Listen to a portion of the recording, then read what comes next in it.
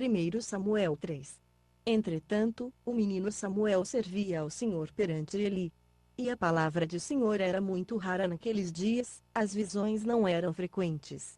Sucedeu naquele tempo que, estando Eli deitado no seu lugar ora, os seus olhos começavam já a escurecer, de modo que não podia ver, e ainda não se havendo apagado a lâmpada de Deus, e estando Samuel também deitado no templo do Senhor, onde estava a arca de Deus, o Senhor chamou Samuel.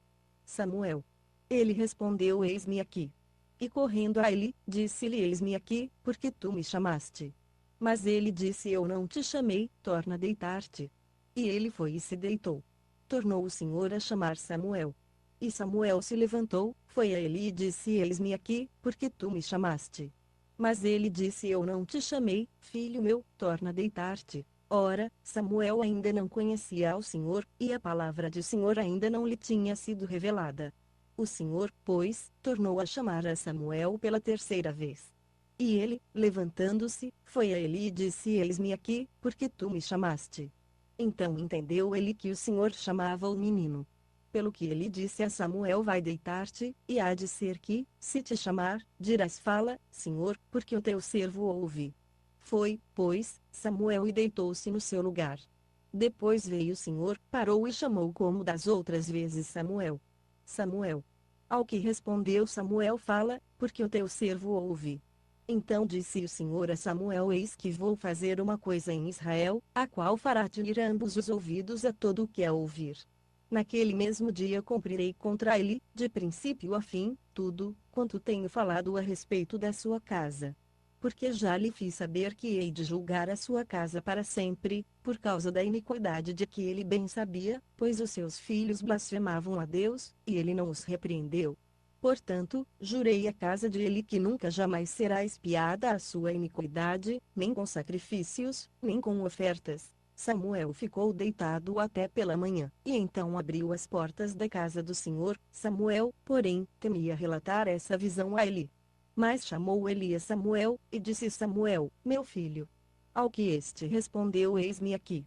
Eli perguntou-lhe: Que te falou o Senhor? Peço-te que não me cubras, assim Deus te faça, e outro tanto, se me encobrires alguma coisa de tudo o que te falou. Samuel, pois, relatou-lhe tudo, e nada lhe encobriu. Então disse Eli: Ele é o Senhor, faça o que bem parecer aos seus olhos. Samuel crescia, e o Senhor era com ele e não deixou nenhuma de todas as suas palavras cair em terra. E todo Israel, desde Dan até Berseba, conheceu que Samuel estava confirmado como profeta do Senhor.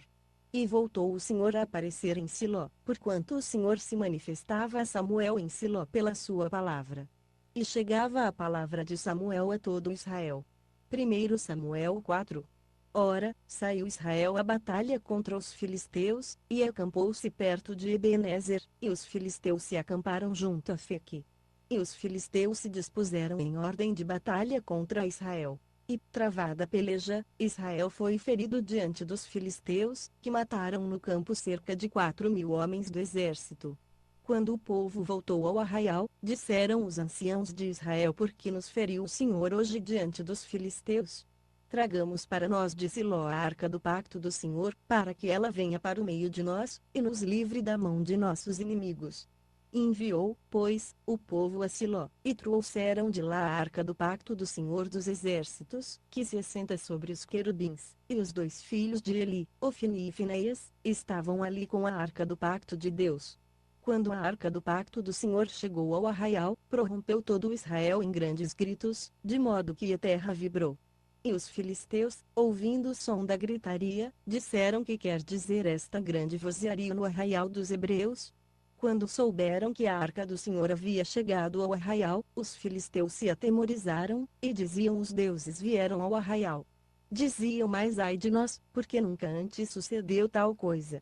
Ai de nós! Quem nos livrará da mão destes deuses possantes? Estes são os deuses que feriram aos egípcios com toda sorte de pragas no deserto. Esforçai-vos, e portai-vos varonilmente, ó filisteus, para que porventura não venhais a ser escravos dos hebreus, como eles o foram vossos, portai-vos varonilmente e pelejai. Então pelejaram os filisteus, e Israel foi derrotado, fugindo cada um para a sua tenda, e houve muito grande matança, pois caíram de Israel 30.000 homens de infantaria. Também foi tomada a arca de Deus, e os 2 filhos de Eli, Ofni e Finéias, foram mortos. Então um homem de Benjamim, correndo do campo de batalha, chegou no mesmo dia a Siló, com as vestes rasgadas e terra sobre a cabeça. Ao chegar ele, estava Eli sentado numa cadeira ao pé do caminho vigiando, porquanto o seu coração estava tremendo pela arca de Deus. E quando aquele homem chegou e anunciou isto na cidade, a cidade toda prorrompeu em lamentações. E ele, ouvindo a voz do lamento, perguntou o que quer dizer este alvoroço. Então o homem, apressando-se, chegou e o anunciou a Eli. Ora, Eli tinha 98 anos, e os seus olhos haviam cegado, de modo que já não podia ver. E disse aquele homem a Eli: estou vindo do campo de batalha, donde fugi hoje mesmo. Perguntou Eli: que foi que sucedeu, meu filho? Então respondeu o que trazia as novas, e disse: Israel fugiu de diante dos filisteus, e houve grande matança entre o povo. Além disto, também teus 2 filhos, Ofni e Finéias, são mortos, e a arca de Deus é tomada. Quando ele fez menção da arca de Deus, ele caiu da cadeira para trás, junto à porta, e quebrou-se-lhe o pescoço, e morreu, porquanto era homem velho e pesado. Ele tinha julgado a Israel 40 anos. E estando sua nora, a mulher de Finéias, grávida e próxima ao parto, e ouvindo estas novas, de que a arca de Deus era tomada, de que seu sogro e seu marido eram mortos, encurvou-se e deu à luz, porquanto as dores lhe sobrevieram. E, na hora em que ia morrendo, disseram as mulheres que estavam com ela: não temas, pois tiveste um filho. Ela, porém, não respondeu, nem deu atenção a isto, e chamou ao menino de Cabô, dizendo: de Israel se foi a glória. Porque fora tomada a arca de Deus, e por causa de seu sogro e de seu marido. E disse: de Israel se foi a glória, pois é tomada a arca de Deus. 1 Samuel 5. Os filisteus, pois, tomaram a arca de Deus, e a levaram de Ebenezer a Asdod. Então os filisteus tomaram a arca de Deus e a introduziram na casa de Dagom, e a puseram junto a Dagom. Levantando-se, porém, de madrugada no dia seguinte os de Asdod, eis que Dagom estava caído com o rosto em terra diante da arca do Senhor, e tomaram a Dagom, e tornaram a pô-lo no seu lugar. E, levantando-se eles de madrugada no dia seguinte, eis que Dagom estava caído com o rosto em terra diante da arca do Senhor, e a cabeça de Dagom e ambas as suas mãos estavam cortadas sobre o limiar, somente o tronco ficou a Dagom. Pelo que nenhum sacerdotes de Dagom, nem nenhum de todos os que entram na casa de Dagom, pisam o limiar de Dagom em Asdod, até o dia de hoje. Entretanto a mão do Senhor se agravou sobre os de Asdod, e os assolou, e os feriu com tumores, a Asdod aos seus termos. O que tendo visto os homens de Asdod, disseram: não fique conosco a arca do Deus de Israel, pois a sua mão é dura sobre nós, e sobre Dagom, nosso Deus. Pelo que enviaram mensageiros e congregaram a si todos os chefes dos filisteus, e disseram: que faremos nós da arca do Deus de Israel? Responderam: seja levada para Gate. Assim levaram para lá a arca do Deus de Israel. E desde que a levaram para lá, a mão do Senhor veio contra aquela cidade, causando grande pânico, pois feriu os homens daquela cidade, desde o pequeno até o grande, e nasceram-lhes tumores. Então enviaram a arca de Deus a Ecrom. Sucedeu, porém, que, vindo a arca de Deus a Ecrom, os de Ecrom exclamaram, dizendo: transportaram para nós a arca de Deus de Israel, para nos matar a nós e ao nosso povo.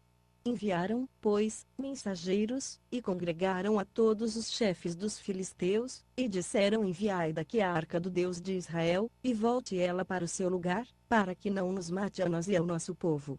Porque havia pânico mortal em toda a cidade, e a mão de Deus muito se agravara sobre ela, pois os homens que não morriam eram feridos com tumores, de modo que o clamor da cidade subia até o céu. 1